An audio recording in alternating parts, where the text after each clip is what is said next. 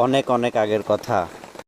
পাহাড় প্রাচীন ঘেরা অন্তহীন এক বনের মাঝখানে দুজন রাজকন্যার জন্ম হয়। একজন খুব ভদ্রভাবে কথা বলেছিল, সত্যি একটু বক বক করার মতো।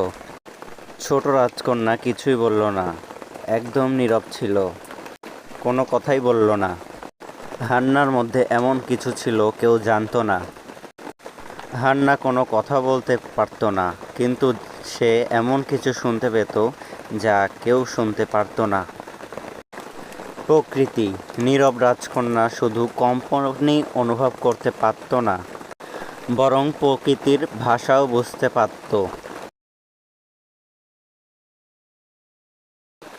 গাছ, প্রকৃতি কখনোই একজন নীরব পথচারীকে লক্ষ্য করেনি।